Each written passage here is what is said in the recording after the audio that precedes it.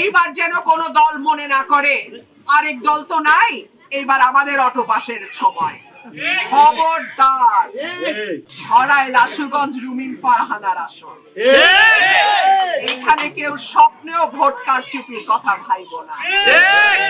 কোনোভাবেই যেন ব্যালট বাক্স ফলস বা মিথ্যা ভোট দিয়ে ভরা না হয়।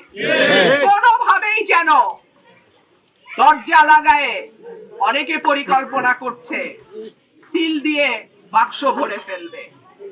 খবরদার, গত 15 বছর নির্বাচনের জন্য মানুষের কাছে যেতে হয় নাই, অটো পাস হয়ে গেছে। এইবার যেন কোনো দল মনে না করে আরেক দল তো নাই, এইবার আমাদের অটো পাসের সময়। খবরদার, নির্বাচনকে নোংরামিতে পরিণত করবেন না। জনপ্রিয়তা যার বেশি, মানুষ যাকে চায় সেই নির্বাচিত হবে। সেই কারণেই তো মানুষের দরজায় দরজায় আমাদের যাওয়া। আগামী গত 15 বছর নির্বাচনের জন্য মানুষের কাছে যেতে হয় নাই, অটো পাস হয়ে গেছে। এইবার যেন কোনো দল মনে না করে আরেক দল তো নাই, এইবার আমাদের অটো পাসের সময়। খবরদার, আমি আবারও বলি, হাসতে হাসতে বলি, খবরদার, সরাই লাশুগঞ্জ রুমিন ফারহানার আসন।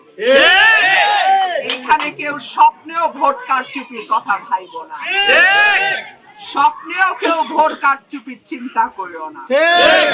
প্রিয় ভাইরা আমার, 12 তারিখ, ইনফ্যাক্ট 11 তারিখ বিকাল থেকে 12 তারিখ রাত পর্যন্ত 30 ঘন্টা আমি আপনাদের কাছ থেকে চেয়ে নিচ্ছি। এই 30টা ঘন্টা আপনারা সাবধানে থাকবেন, সচেতন থাকবেন, যার যার এলাকার ভোট কেন্দ্রের পাহারায় থাকবেন। একটা জাল ভোটও যেন না পড়ে। সঠিক ভোটে জয় পরাজয় নির্ধারিত হবে, মানুষের ভোটে জয় পরাজয় নির্ধারিত হবে।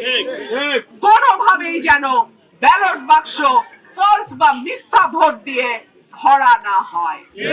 কোনোভাবেই যেন দরজা লাগায়ে অনেকে পরিকল্পনা করছে সিল দিয়ে বাক্স ভরে ফেলবে।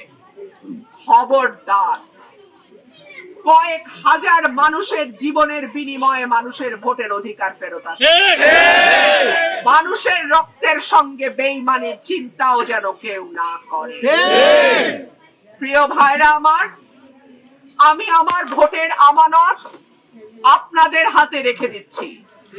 এই আমানত যদি আপনারা সহি সালামতে রক্ষা করেন, আল্লাহ যদি আপনাদের ভোটে আমাকে নির্বাচিত করে, আগামী 5 বছর আপনার এলাকার রাস্তাঘাট, ব্রিজ, কালভার্টের উন্নয়ন, আপনার এলাকায় খেলার মাঠ, ঈদগাহ মাঠের উন্নয়ন, আপনার এলাকার স্কুল, কলেজ, বিশ্ববিদ্যালয় সহ শিক্ষা প্রতিষ্ঠানগুলোর উন্নয়ন, আপনার এলাকার স্বাস্থ্য সেবার উন্নয়ন, বিনামূল্যে সরকারি স্বাস্থ্য সেবা নিশ্চিত করা, এই কাজগুলো আমি করব।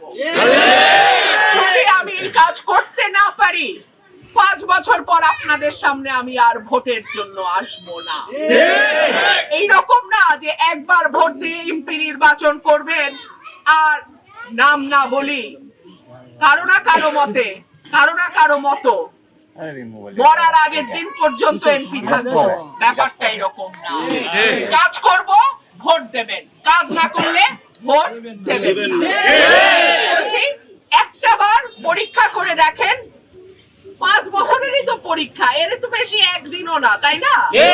পরীক্ষা যদি আপনাদের মন মতো হয়, পরে ভোট দেবেন আবার, আর যদি মন মতো না হয়, আপনারা আপনাদের প্রার্থী বেছে নিতে পারবেন। আমি আপনাদের কাছে অনুরোধ করব, কোন রকম হুমকি, কোন রকম ভয় ভীতিতে এক চুলও বিচলিত হবেন না। আমার উপরে আঘাত না এসে আপনাদের কারো উপর একটা ফুলের টোকাও আমি পড়তে দিব না।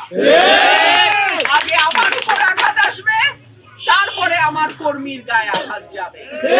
সুতরাং ভয় ভীতির কিচ্ছু নাই, আল্লাহ আছেন আমাদের সাথে।